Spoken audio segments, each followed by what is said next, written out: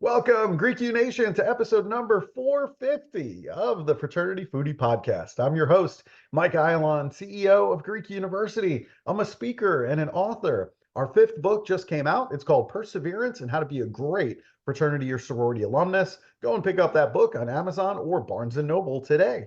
We call these episodes the Fraternity Foodie Podcast because there is nothing like great food to bring fraternity and sorority leaders, also college students, together.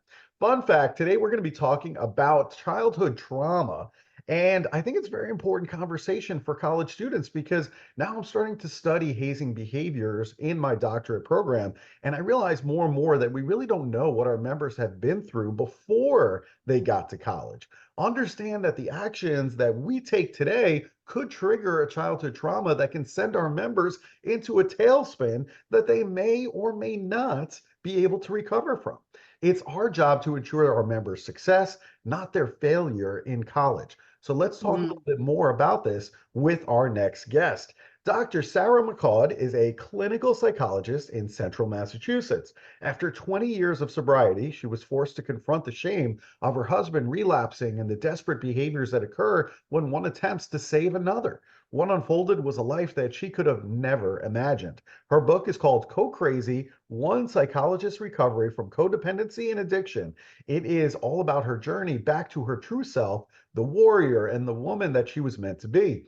It will help anyone who wants to live beyond trying to save, fix, or change another, whether it is a child, a spouse, a friend, addicted or not, and get your life back. It will help you transform from the codependency's profound and debilitating effects and settle into a life of authenticity, laughter, openness, and peace. Welcome to the show, Sarah. Thank you so much. It's so great to be here. It is wonderful to have you, and I love that we're talking about this today. I think it is absolutely critical conversations for college campuses. You know, you and I were talking about some of the culture that exists on college campuses across the country, and certainly alcohol and drugs is certainly a piece of that, and we want to make that safer for our students. But I think it starts with your own story. I think that's really important to cover because you've experienced the struggles of addiction in your youth. It's not that you just help others, but this is something that you personally experienced. And I remember you telling me a pretty wild story involving a bank robbery. What happened there? Oh my gosh, you're so funny. Yeah, hi everybody. So I am someone in recovery. I just celebrated 40 years, which is shocking to me. Unbelievable, incredible. Yeah, I got sober, for you guys to know, at 24 years old, which is really important because I think a lot of kids who are young think, oh, I'm too young. I can't have a drinking problem. I can't have a drug problem. And believe me, when you go off to college, typically is when, if you had some predisposition before and now you're on your own, it can really become exacerbated. So what I did is when I was in high school, I was definitely I would say I had a budding drinking problem. It was a way I felt okay. It was a way I felt connected. I felt part of, I felt like I belonged. And so after college, after high school, I got into a college in Chicago. And I thought to myself, I should defer because, as my father said, I should sow my wild oats, which was a huge mistake. Yes, all that happened in my year off is I went to Miami. And back in the 80s, Miami was like a huge melting pot and full of cocaine. Let me just say it that way. So I developed a cocaine problem when I was in Miami. So now I'm coming back and I'm going to this kind of prep / college out in Chicago. And what happened is my alcoholism and my drug addiction took off. I'm a freshman. And I went home at Thanksgiving break and I owed a Coke dealer a ton of money. Can't believe I'm saying this on a podcast. So I owed this Coke dealer a lot of money from like past use. So we came up with this brainstorm. Okay, he's going to front me an ounce of Coke. I'm going to bring it back to college. and I'm going to sell it to my friends so I can make the money and pay him when I come home at Christmas. Okay, so first of all, a cocaine, drug addict getting an ounce of coke is not a good idea. No. So basically what happened is, and I'm trying to wrap this up, what happened is by the time I got back to the college, half of it was gone. By the end of like that night, the rest of it was gone. And now I owe, back in the 80s, $3,000 to this coke dealer. Wow. So my roommates and I think of this crazy story that we're going to steal somebody's checks and we're going to go to this bank, and we called it a bank robbery. We had like a getaway car, and one person went into the main bank and then we went to the drive-through. And what happened is, when we were at the drive-through trying to cash these checks, the teller knew the person whose checks they were. Oh, wow. And they recognized that we weren't that person. Right. So we knew immediately we were getting in tons of trouble, and we drove off. And our friend who went into the main entrance came out with money, and she had cashed her check. So long story short, 3 friends of ours got arrested that night, thinking the police thought they were us. And our friends told them that we'd turn ourselves in the next morning. So that's what happened. Wow. And thank God, it just happens that my father was an attorney, luckily. And the drug situation never came into it. When it went to court, we kind of said it was a college prank. So, I mean, it's one of those situations that, to you, I got away with it, but it was definitely a sign. Was a sign that things weren't good. And I got kicked out of college, let's face it. Yeah. Wow. Yeah, I would say that's a major sign. That's like a big, like neon sign flashing at you that there's an issue. I know. And you would think I would come home and I would stop using, but I didn't quit for another 4 or 5 years. So that was like the beginning of the end. And that is the thing with drug addiction and alcoholism. And I'm sure you've talked about this on the show at times. Like, we're the only ones that can know when we've hit our bottoms. Yeah. And for some reason, that wasn't it for me. I had several arrests after that. And I finally crashed and burned one night and ended up in treatment at 24. And that's what happened. And yeah. Unbelievable. Absolutely unbelievable. And then fast forward to today, now you're a clinical psychologist specializing in codependency and addiction. So what made you want to get into clinical psychology? Is this somehow trying to help your younger self? I mean, how did you get into this? That's a great thought. I mean, you know what? I think from early on, I always wanted to help people. I always wanted to be a social worker. I did this thing in high school. I don't know if it's even still around, called Operation Crossroads Africa, which is this program to go to islands in the Caribbean when you're in high school and help people and build homes and build roads and all that stuff. So I think as a young kid, I just always wanted to be of service. And then once I got sober, I went back to college, and I really wanted to be of service. I thought, you know what, if it can happen to me, it can happen to anybody. And I really wanted to help people with addiction, which ended up leading to codependency, because codependency really is one of the things that's underneath addiction. And all codependency is, really, my definition, is the inability to be yourself, the inability to speak up, the inability to set boundaries. And you're much more preoccupied with other people in your life rather than your own needs and wants and thoughts and feelings, which is a lot of people these days. Yeah, you're 100% right on that. I mean, think about the college students today that I'm working with, they're so concerned with what other people think. And that it's almost paralyzing. What they don't realize, to all the college students who are listening right now, what they don't realize is that once you stop caring what other people think, that's when life really begins. That's when you can do amazing things. But you're so consumed with what everybody else thinks about you. And so that's the trick. And it's so hard to get to college students to realize that, especially with social media, and they're constantly comparing themselves to their peers on Instagram. Like, oh my God, look at what she's wearing. I wish I had those clothes. Look at the beach that she's on. I wish I was on that beach. Wow, she looks so great. How do I look like that? So how do we get them to stop worrying about what others think and just have them focus on being their true self? It's such a great question. And I think about this. I was interviewed by someone recently, and she was talking about Instagram really being almost the quintessential example of codependency. Because basically, I'm feeling about myself what someone else thinks. Like if I get a bunch of likes, if I get people to acknowledge me, then I'm okay. And that's what codependency is. Like I don't have a sense of self. My sense of self is coming externally. And so the key is, there's a great saying, comparison kills joy.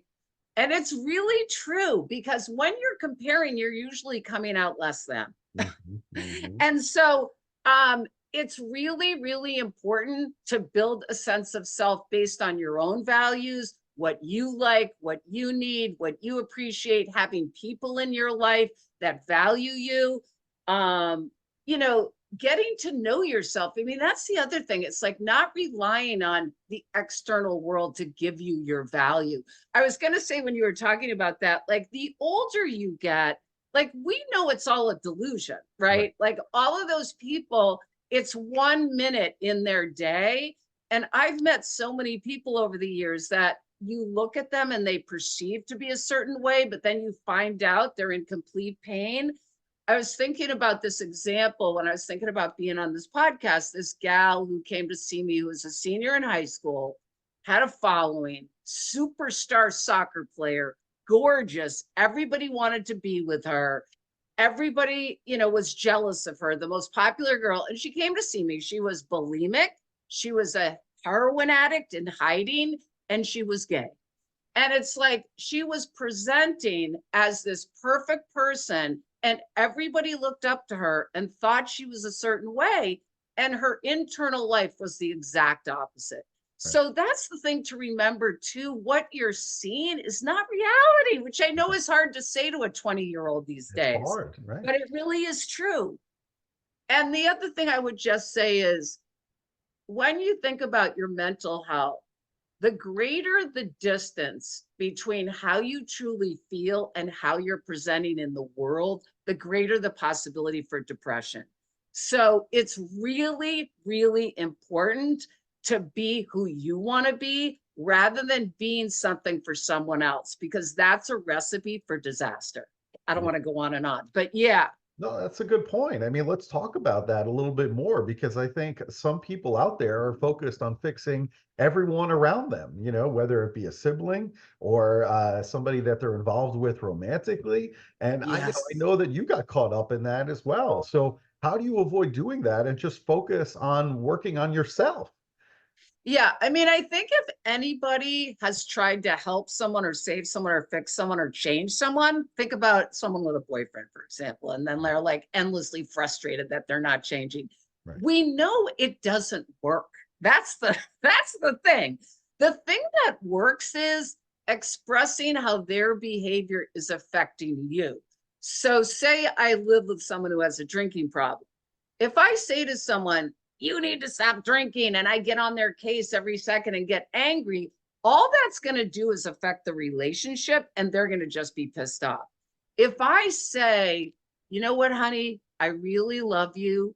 I can't deal with the drinking anymore. So I'm going to have to ask you to leave within the next 2 weeks if you can't stop, but know that I care about you. It's two totally different conversations. Right. So, I mean, a lot of it is about how to communicate.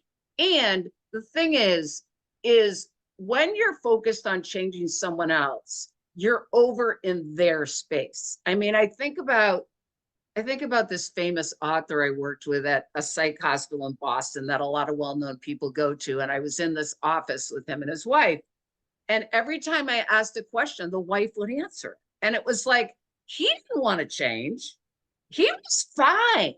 She was way more upset than he was, even though he was in the hospital, Mm. because he knew he could get away with it. He would be able to manipulate or convince her to feel bad for him or whatever. So, really, the thing is, if my husband is relapsing or doing drugs or abusing me or mean to me or whatever, I'm the one with the problem. And that's hard to face because we want them to change their behavior. But really, codependency recovery is about realizing, oh my God, this isn't working. They're not changing. I need to do something different. And that's when things can really transform. Yeah, great Yeah. ideas, great tips. I really like that.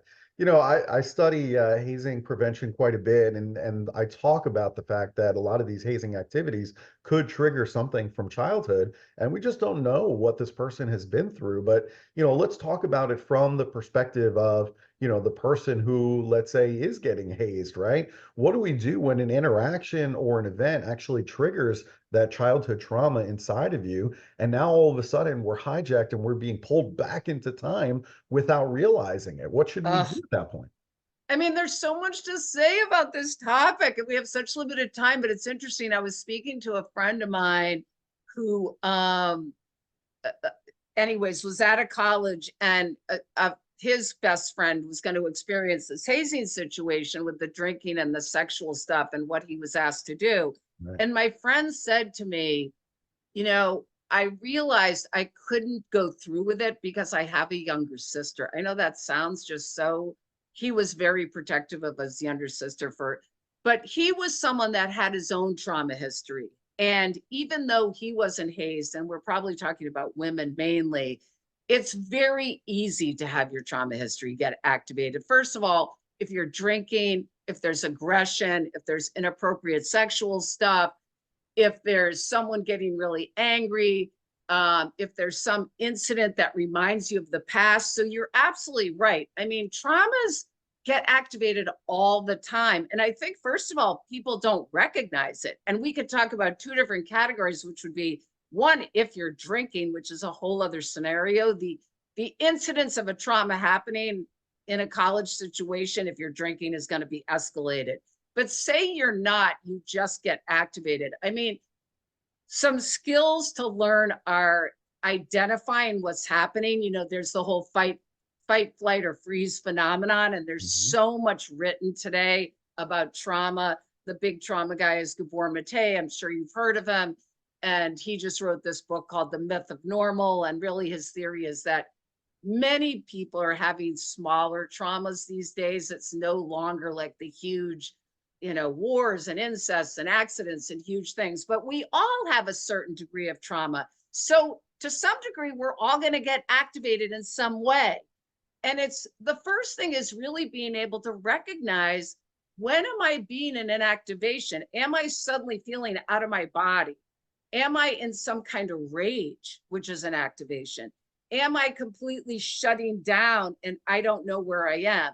One tool to get back into your body is, they call it a grounding technique, which is to look. Sometimes when you're in an activation response, you're kind of not in your body. So one technique to get back in your body is literally to look around the room and start naming objects in the room, or to hold on to like a bracelet or a necklace or a coin, to start getting back into your body so you can make better decisions. Because when you're in a trauma, you're typically just out of your body. Yeah. So you're right to recognize it and identify, oh my God, I'm having what a friend of mine used to call an intense bodily response. This must mean something's happening for me. How can I get safe, be around people who are safe? What do I need to feel safe? Because when you're activated, you're typically not feeling safe. Right. Yeah. Yeah, those are some good tricks. I like that a lot. You started mentioning, anger. How can you allow yourself to feel angry without actually acting out in anger? Yeah. It's a huge question. I mean, in the book, I think the hardest chapter I wrote was on anger. And I really believe, and this is my own little thing, that anger is really the underneath precipitant to so many problems, because I don't think people know how to process their anger. They don't know how to identify it. My experience with clients is that either someone represses everything and they don't even know they're angry, or there's someone that's just acting out in anger all the time, or when they get drunk, they go crazy or whatever. So first of all, it's really about, and this is going to sound so elementary to people, but most people don't know how to identify just basic feeling states. I know this sounds crazy, especially if you're drinking or drugging, but even to start practicing checking in with yourself. Wow, I just was on the phone with my mother and they said something really hurtful and now I'm wanting to eat a bowl of ice cream. I wonder what's happening. Am I angry? Am I sad? Am I hurt? To start checking in with yourself and begin to identify, wow, what is happening for me? Because there's a saying in the big book of Alcoholics Anonymous, which is this: resentment is the number one offender of the alcoholic. Mm. And really, what Bill W., who started AA, is saying is that anger and activation are one of the biggest triggers to drink. Mm. So think about that. If you don't know how to handle your anger or identify your anger, you're really going to be very open to a substance abuse problem. Mhm. So you're right. What do you do when you get activated? I have a saying in my book that says 99% of the time you become enraged, it's not about the present moment. And that's something to remember. Okay. I think of anger, you're irritated, someone upsets you. There's like these degrees. I have this pyramid of anger in my book. But when you're in a rage, in an activation, what that means is that something old is getting activated. So I'll give you an example. I was on the phone with this attorney, this publishing attorney, and I found her to be really arrogant. And arrogance is is a trigger for me because my dad was arrogant. And so I'm on the phone with this woman, and she says a couple of things that, like, I didn't, of course, take it out on her, but I became enraged. I mean, I wanted to scream at her. And so my first thought is, okay, what's happening? And a really great question to ask yourself is, what does this remind me of? And what's the underlying fear? Mm. And when I asked myself those questions, the fear was I wasn't feeling seen and I wasn't feeling heard. And I had a fear that I wasn't good enough, which is from childhood, Yeah. right? But this woman and her arrogance and the way she was treating me, all of a sudden that kid who felt dumb is now enraged. So think about that when you guys who are listening have a big activation. Say to yourself, this really isn't about now. This is about the past. Wow, that's really That's all. good that you can Yeah. recognize that. And that's wonderful. Hopefully, everybody listening can recognize what their triggers are, like you can, Yes. and then make sense of it. That's really good. Now, sometimes we don't speak up, and we don't speak up with others because we don't want to hurt somebody else's feelings. So, Right. what happens when we do that? Yeah, this is such a big question, Michael, because to me, after seeing patients for 30 years, these are the two most common traits that contribute to people's mental health: not speaking up and not setting boundaries. And I'm talking about professionals, I'm talking about businessmen, I'm talking about housewives, I'm talking about students. This is a problem for everyone. And it's because you're exactly right. Oh, I can't say the truth because their feelings are going to be hurt. But this is the thing. First of all, there's a way to say something. And secondly, when you don't speak up, I'm going to list the consequences: depression, anxiety, panic, eating disorders, substance abuse disorders, self harm, acting out. I mean, the list goes on: headaches, physical problems. Not sharing your thoughts and feelings with another human being, even if it's going to hurt someone's feelings, is literally the source, I believe, of an array of mental health disorders. And I know that sounds like a really huge statement, but I'm not kidding. I've seen it. Repressing your voice and not speaking your truth causes all kinds of problems. Yeah. And again, when you're focused on what someone else is feeling, that's saying their feelings are more important than your own. I mean, a small example would be, say you're dating someone and they say, hey, where do you want to go to eat? You want Italian or Mexican? And you know what most people say? I don't care. Yep. All right. And really, the person wants Mexican, but it's all about, geez, what if they get hurt? What if you're acting like this other person isn't responsible for their own thoughts and feelings, right? it's remembering I'm responsible for my hula hoop, they're responsible for theirs. And really, what I say to people is practice with small examples. Like if you're getting a coffee and they give you the wrong coffee, ask for the right coffee at the coffee shop. Or, these little examples where you can practice asking for what you need and you're not really attached to what the person thinks and feels. Get some practice. Fantastic. Yeah. Now, obviously, you have this fear of not being heard or not being validated. So, do you have tips for our audience in terms of better communication so that way they do feel heard and validated? Yes. I mean, I think it's about self-respect and self-esteem. And like I said before, really getting to know yourself better. Mhm. Because obviously, I can't force someone to listen to me or see me. But what I can do is not continue with relationships with people who aren't kind to me, who don't validate my feelings. I mean, and that's a huge thing in college life because, like I said, my son went off to college.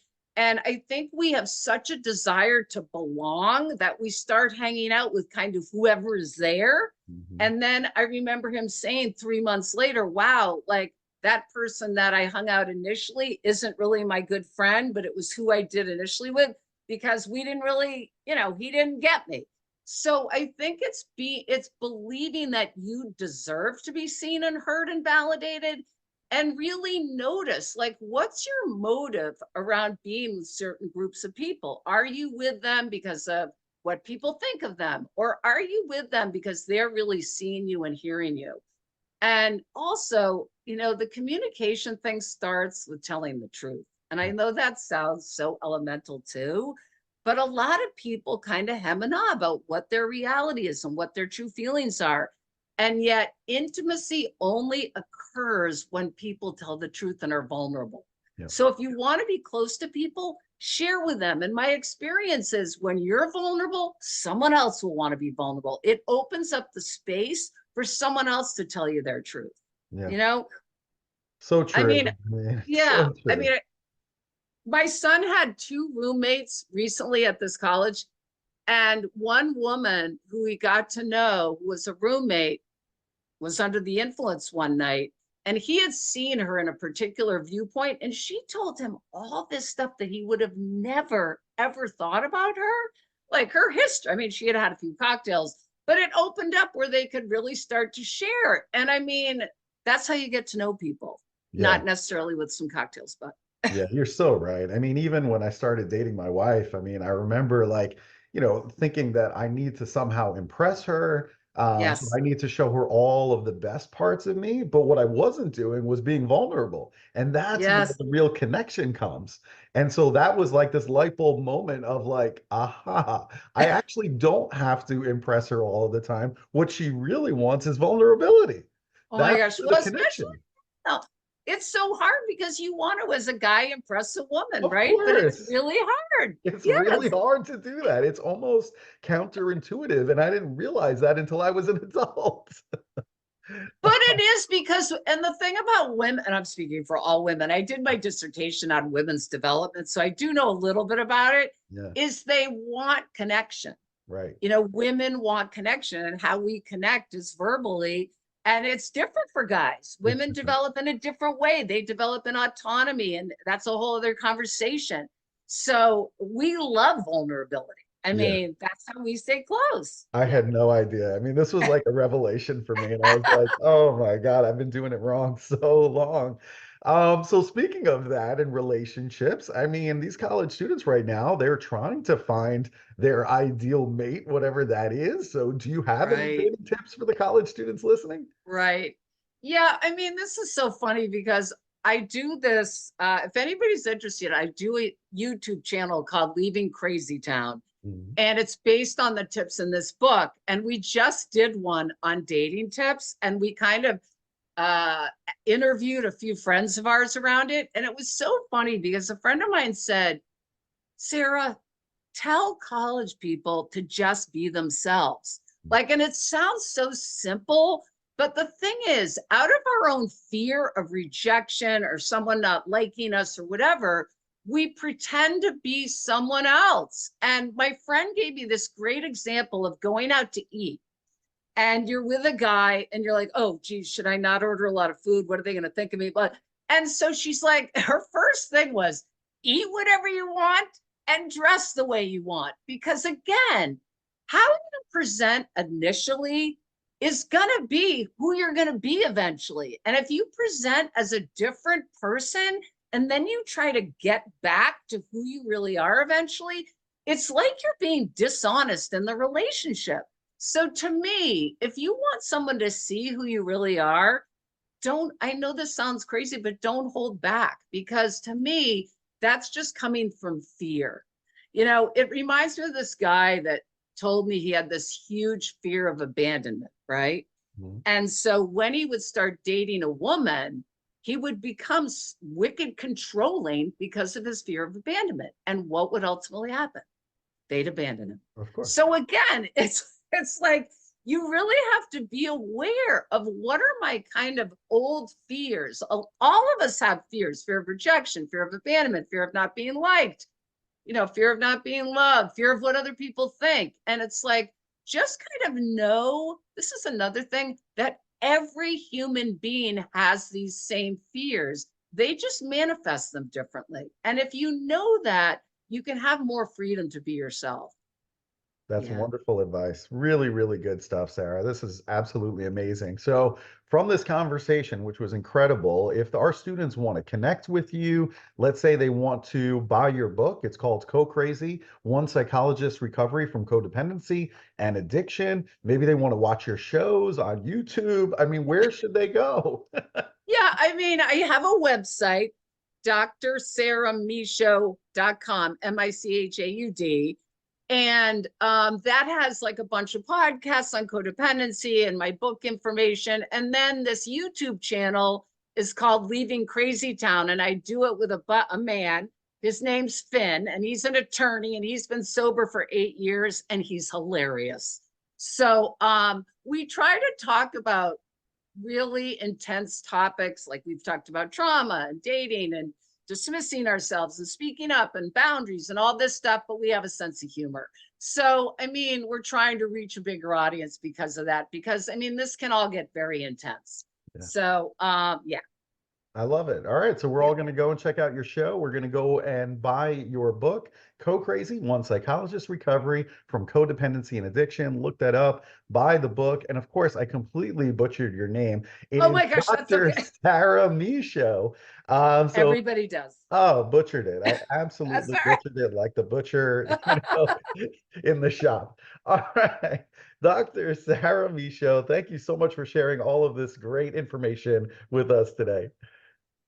So nice. Thank you so much, Michael. It's so great to be here. Of course. And to our Yes. listeners, if you enjoyed Dr. Sarah Michaud, I want you to like it and I want you to share it on social media so that way other college students get the opportunity to hear everything that Sarah has to say, learn about her videos on YouTube, her book, all of the things. And we look forward to seeing you on another episode of the Fraternity Foodie Podcast. Thanks so much. Bye for now.